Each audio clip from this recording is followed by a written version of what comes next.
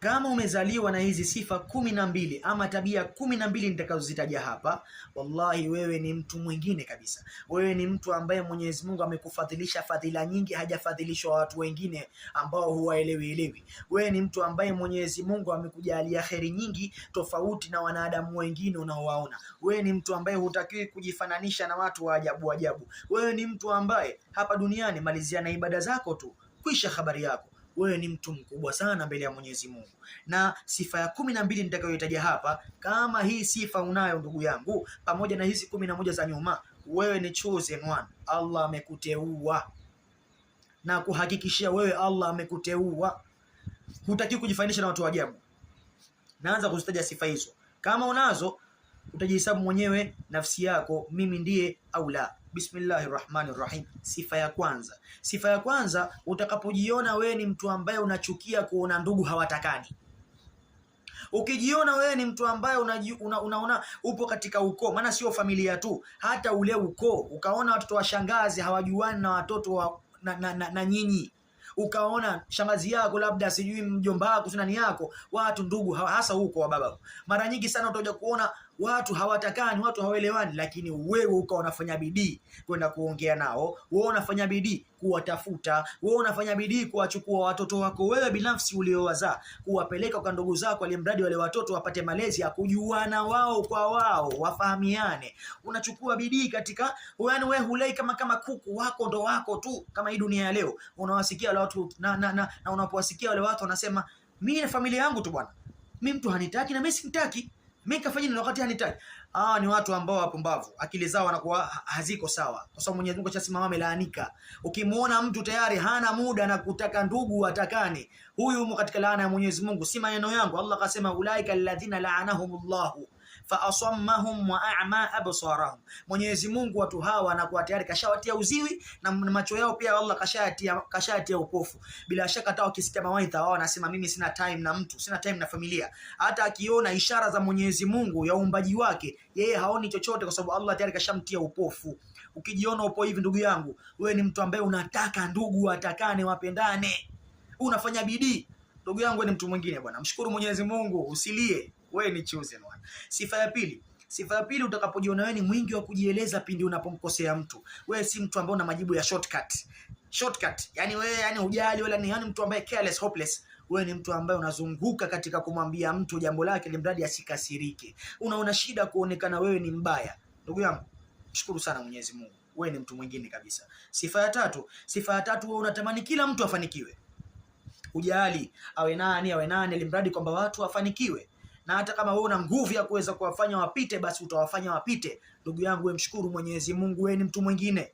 Sifa ya nne, mwepesi sana kusamehe pindi mtu anapojirudi kwako, hata kama alikukosea kitu gani. Kama akakukosea, kajirudi kwa kule kwa kuja kuomba radhi. Maana kuna watu watakwambia bwana wewe msamehe fulani bwana, hata Mwenyezi Mungu anasamehe. Sifa ya mtu anayesamehewa ni yeye kuomba radhi, sio tu eti kwamba akakosea tuchukue kigezo kwa Mwenyezi Mungu anasamehe. Yeye kakuomba radhi, basi wewe samehe haraka. Mwanadamu naye pia na nyongo, lazima pia atatia kitu katika nafsi yake. Ukijiona na tabia hii unasamehe haraka, na mtu unakutana naye unapiga naye story, hata yani kana kama vile hakijatokezea kitu, wewe ni mtu mwingine ndugu yangu. Sifa ya tano, wewe ni mtu ambaye mwenye kulaumiwa sana na wazee wako. Tena unajitahidi katika kufanya mema, unafanya mema, unakaa na ndugu zako vizuri, unajitahidi katika kufanya kila ambalo Mwenyezi Mungu analitaka kwa mzazi wako, lakini still mzazi mwenyewe hukuona wewe bado wewe ni mkorofi. Na sio wewe tu, hata ndugu zako pia nao wanakuona wewe ni mkorofi. Kutwa vikao utawekewa wewe hapa.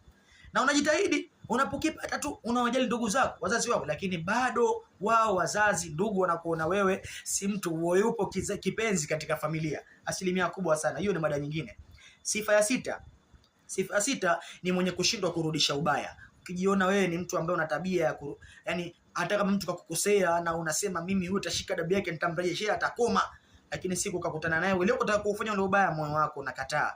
Ndugu yangu, wewe tayari Allah ameshakutia fadhila katika nafsi yako na moyo wako. Shukuru sana Mwenyezi Mungu.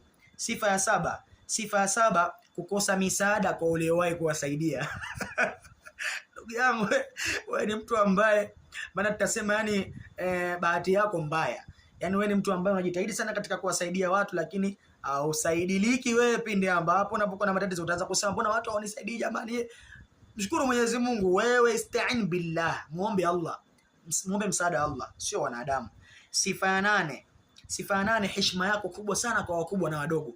Yaani wewe ni mtu ambaye unajieleza vizuri kwa wakubwa na wadogo. Hujali huyu mkubwa, huyu mdogo. Huna dharau, kiufupi. Unaishi na watu wote kawaida vizuri tu. Ndugu yangu, wewe ni mtu mwingine. Wewe ni mtu mwingine kabisa, usijifananishe na watu wa ajabu. Sifa ya 9. Sifa ya 9, ukikosa yani ukifanya kosa kwa Mwenyezi Mungu linakunyima amani. Yani unatamani kila muda yani huwezi kufanya mambo yako mpaka utafute mswala ama utafute tasbihi ufanye adhkari kwa lile ambalo umemkosana na Mwenyezi Mungu, basi moyo wako unakuwa kumrtah. Shukuru sana Mwenyezi Mungu. Wewe ni mtu mwingine kabisa. Sifa ya 10, kujinyima wewe kuwapa wengine. Ukiwa tabia unajinyima wewe unawapa watu wengine, ndugu yangu, mshukuru sana Mwenyezi Mungu. Wewe ni mtu mwingine, maana kutoa ni moyo. Kuna watu wanavyo tele na ndugu zao wanateseka nje. Shukuru sana Mwenyezi Mungu.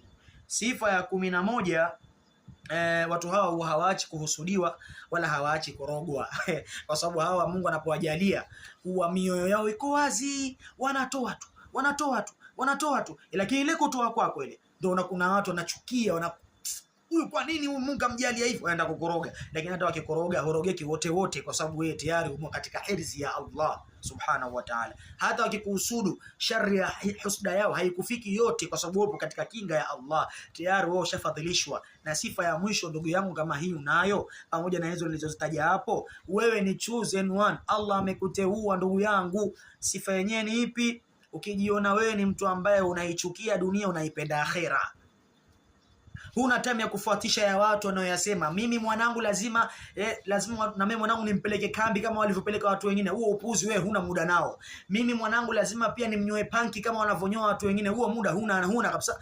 Mimi mwanangu lazima atoke apendeze kama watu wengine wanavyopendeza. Huna huo muda. Wewe unayapokea yale ambayo Mwenyezi Mungu amekukadiria nayo tu. Ukijiona hivi ndugu yangu, wewe umemaliza hapa duniani. Malizia na ibada zako, usijigambe. Kama muombe sana Mwenyezi Mungu, muombe Allah kupe khatima njema, tukakutane salama huko tunakokwenda. Assalamu alaikum wa rahmatullahi wa barakatuh.